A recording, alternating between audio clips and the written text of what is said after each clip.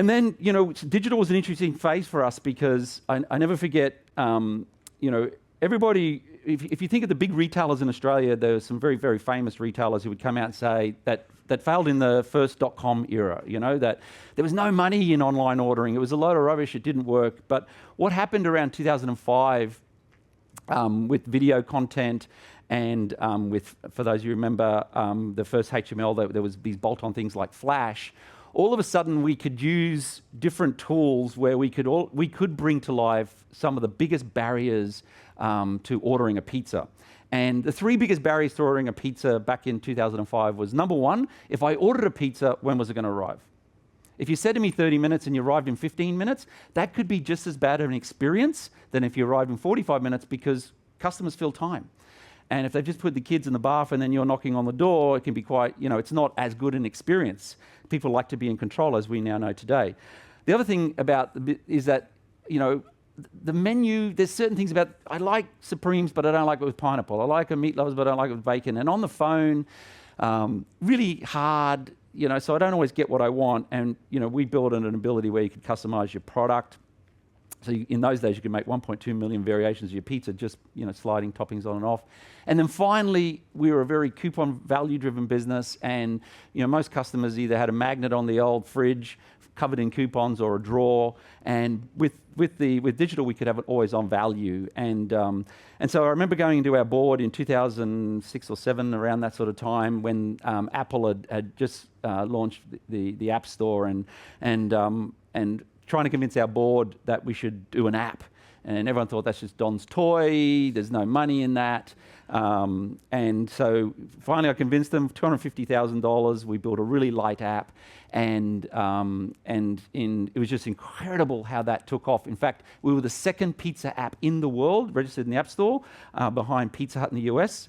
With 16 times the population, we sold more pizza through our app in 1 month in Australia, because it was just right. If you remember the first apps, often you had to connect it to your laptop, download it. Our app you could just download straight onto your phone.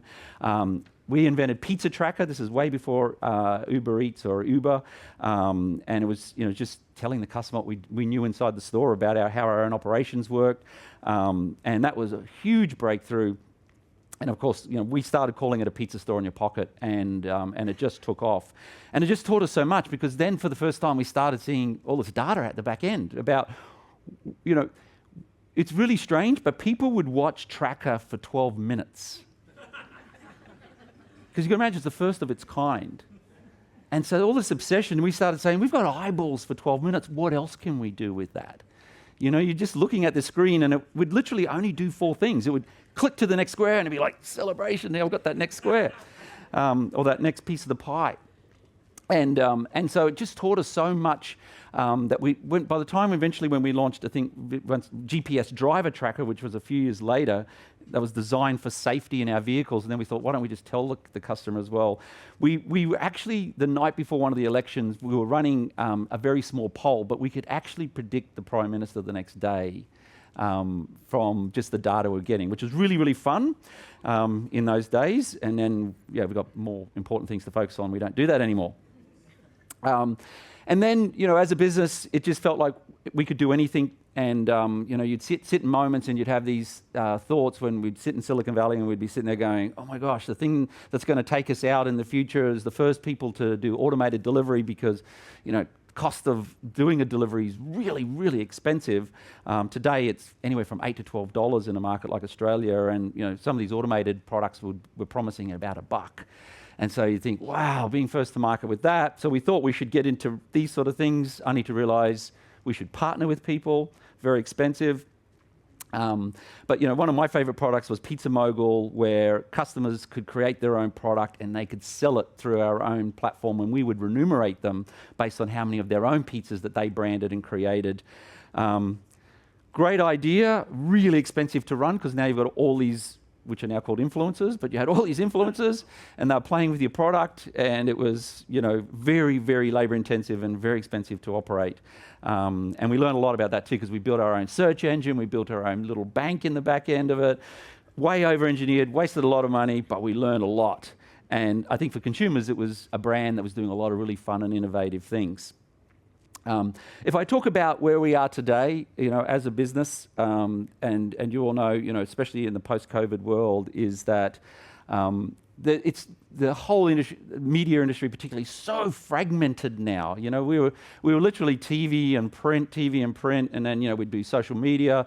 We were big into what we call the frenemies, who were getting our data and marketing it against ourselves. So how do we beat those algorithms? How do we make sure that we were dominating in search and so on? But compared to where we are today with the new entertainment platforms like TikTok and Reel and SVOD and so on, it's such a fragmented industry. And one of the reasons I agreed when Henry and the team asked me to speak today is that Mutinex has been a big breakthrough for us.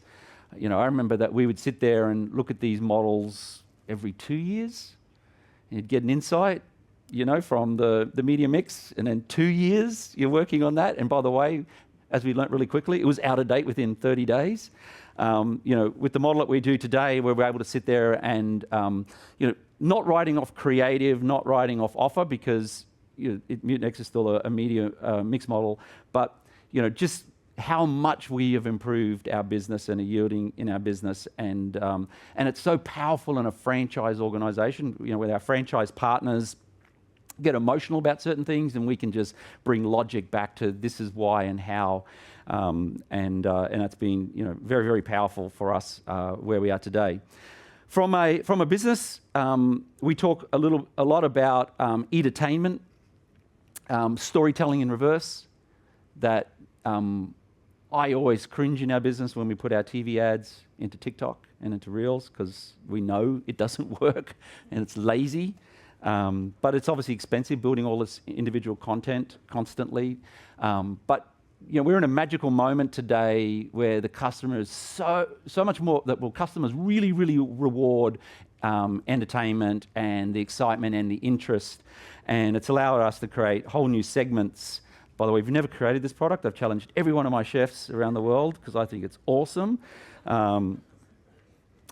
Maybe some of you don't, but I think it looks fantastic. But the whole ability to tell a story in reverse, grab people's attention so quickly, and when we do it right, we really, really, have grown this business. And this is the top part of our business strategy today. Often, as I say, I walk around our business and I constantly ask our team members, what business are we in? And almost instinctually, people go, well, we're in the people business. Look how many people we employ, and we've got to train and develop and so on. No, we're not a HR company. We're not in the business of hiring people to sell and we're just retailers. Yeah, kind of. But when you really, really get down to it, we're in the business of creating inspired products and inspired services. And for the last 2 decades, we were amazing at creating inspired services, which were all of these things like, Order Anywhere, GPS Driver Tracker, Pizza Tracker, Pizza Mogul, all these sort of things. They were services where we would get consumer insights and we'd take those and conquer those insights, and the customer would reward us. As most industry today, it's pretty hard to blow people away today in the society where you can do anything. But there's still a magical moment for inspired product, and we didn't invest as much in the last 2 decades. And so today around the world, we're spending a ton of money invested in inspired products, looking at new segmentation, new day parts, and it's just lighting our business up because it's allowing us a business that predominantly we dominated dinner. And predominantly we're a shared meal occasion. And for the first time in our life, we're now getting individual consumers. We've been the fastest growth QSR on lunch the last 9 months, still dominating delivery, and so on. But to break it down, when we're inside the business in our way that we innovate, we want to be the dominant, sustainable delivery QSR in every market by 2030. And so we break that out. For us, delivery is in 2 forms. One is the premium service when we send one of our drivers to you, or the other is when you as a customer choose to be the driver. But what we're really obsessed about is our meals are not eaten past the drive-through or in a restaurant. Our meals are eaten in a home, in an office, in a park, or something like that. So how does our food perform when it's 5 to 15 minutes old? And so we really focus on a triangle where everything we do has to be designed to be delivered. Where if you look at our latest pizza box, we talk about the 5 different pieces of technology in our pizza box, and and it resonates with the customer that we go to that amount of effort to make sure that it's part of all of the performance of getting our product to you in a design delivered way. Sustainability elements. We're always sitting in a meeting and we're talking about all the different areas of sustainability, whether it's a better pork commitment or whether it's our. If I look at in QSR, the number one takeaway food consumed in QSR is chips or fries, and we've never really sold fries. And we spent 2 years doing a design to be delivered crispy chip. It was made from byproduct from potato, which was very sustainable, and then the pizza-ness. Why should Domino sell chips? Well, we created pizza salt, and which tastes freaking awesome, and product selling, it's got a 40% higher retail price than rest of QSR, but because it's designed to be delivered, it performs on delivery and so on, we kept running out of the product on launch around the world. So yeah, we just constantly work through this triangle. We think about it, and then when we go down, we still have the value equation, and then because we're so data-driven today, we're obsessed with NPS, and for nearly all of our life, we were obsessed with the delivery time. And by default, a really amazing delivery time actually improves the product because it arrives fresher and hotter, right? But if I knew 35 years ago the correlation actually product to delivery time, it's materially more still around the product itself and how it's executed. So if our job at the company is to create inspiring products, it's our team members in our stores' role to make them inspiring. And it's really amazing, and anybody who knows their NPS, is that customers are rating our product out of 5 at the back of the app. If we're getting 4s, it's neutral. Domino's is pretty reasonable, but as soon as we start breaking away from 4, we hit this amazing J-curve, and at 4.5 stars in our product, it's just nirvana. I mean, we see stores getting 70, 80, even 100 NPS. With the magic minute that we had a project we can deliver in under 10 minutes, we have a world record where a store in Japan delivered, this is an average order, so you pressed enter in our app, and in Tokyo, this store arrived at your door in an average of 2 minutes and 38 seconds. Because of a lot of the technology in the background that we use, you're in the app, our app's already deciding if you're going to place the order, we're making and baking before you even press enter, and so on. But what's incredible about that is, actually, it's not a really good thing to deliver in 2 minutes and 38. Was it microwave? Did they use frozen product? How's that possible? It can't be any good, get a really bad product score, and it's really hard to do and it's very expensive. And so in our data, there's this magic place, can't tell you why, but at 18 minutes, there's not much benefit. The cost to drive it down below there just doesn't reward us enough. But the rewards we get all the way 4.5, 4.6, getting to a 9 out of 10, 9 point whatever, and NPS is extraordinary. And I wish I knew that 30 years ago, because we would have been even bigger than we are today, as we would have got this balance right. But then below that, we have, as I said, a bit more private DNA of how we drive our business. A couple other points before we get up here on stage and talk about a couple of things. In my business, I'm really obsessed that there's a triangle in every one of our business units, the CEO, the CMO, and the COO. And those 3 individuals, from the technology to the product, are the key decision-making engine. We have obviously really sophisticated teams and really big talents, but at the end of the day, CEOs, and you look at any of the great retailers around the world, you've got these 3 individuals who work really tightly as a team and make a lot of the core product decisions and core decisions really, really quickly. Supported by centers of expertise. Today, I've got Blake and Joe here who work with Mutinex and so on. Real specialists who are really, really focused in, constantly trying to get the best outcome, leveraging back up. But as a CEO, I see myself as the cheerleader of the business, the chief enthusiasm officer, but I still ultimately see myself as the chief product officer. If we're putting it out there and it's 90% of what it could have been instead of being more than 100% of what it could have been, that's still my responsibility, and that's what I hold each of the country CEOs to. But really highly engaged teams make decisions. You're in a meeting, you have the data, make a decision. The bigger your teams, there's always a reason not to do something.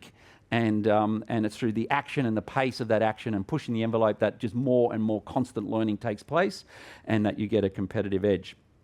And so lastly, before we do the Q&A, is that in my view, you don't learn anything from in the middle.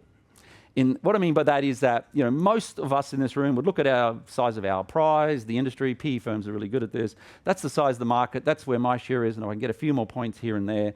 And therefore, when you've got a marketing budget, the budget's inside the pie. It's a percentage of that pie and how you spend it. For me, all the learning happens from the fringes. So how hard can you push something?